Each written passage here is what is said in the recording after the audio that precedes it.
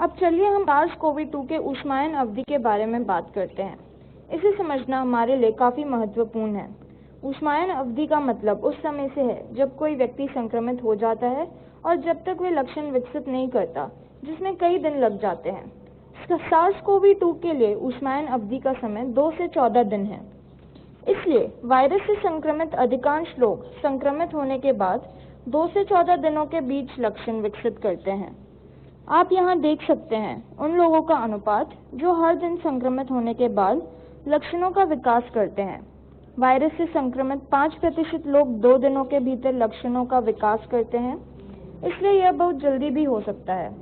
5 दिनों के बाद 50% लोग लक्षण दिखाना शुरू कर देते हैं। इसका मतलब यह है कि संक्रमण के 5 दिन बाद संक्रमित आधे लोगों में लक्षण विकसित हो जाते हैं।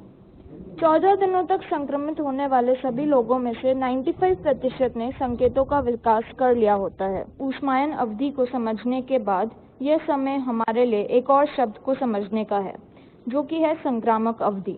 संक्रामक अवधि वह समय है जिसके दौरान कोई व्यक्ति जो SARS-CoV-2 से संक्रमित हो गया है, वह इसे किसी और को दे सकता है।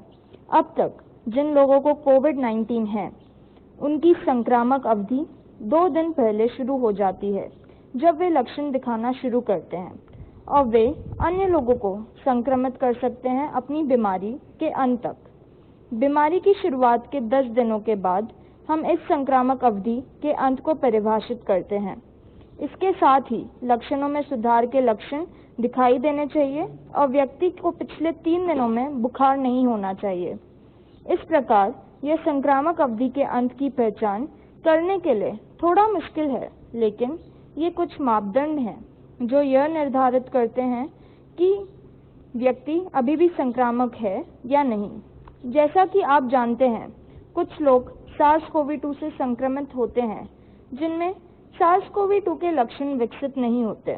इसके बावजूद वे भी संक्रामक हो सकते हैं और बीमारी को किसी और तक पहुंचा सकते हैं।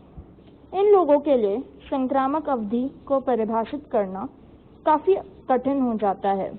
फिर भी हम इस अवधि को लगभग 10 से 14 दिनों के बाद मान लेते हैं, जब उनका परीक्षण सकारात्मक हो गया है।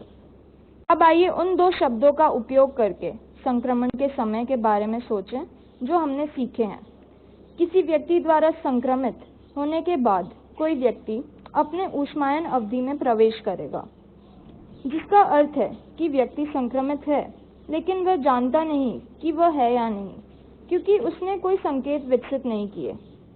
ऊष्मायन अवधि 14 दिनों तक रह सकती है, लेकिन औसतन यह लगभग 5 दिन तक रहती है। इस ऊष्मायन अवधि को नारंगी रेखा द्वारा दर्शाया गया है। ऊष्मायन अवधि के अंत में व्यक्ति लक्षण विकसित करना शुरू कर देता है, इसलिए हल्की बीमारी वाले लोगों के पास कम से कम 7 दिन तक यह बीमारी रहती है, लेकिन गंभीर बीमारी 2 सप्ताह तक रह सकती है। अब आइए इस बारे में सोचें कि यह व्यक्ति कब संक्रामक है और वायरस को किसी और को प्रेषित कर सकता है।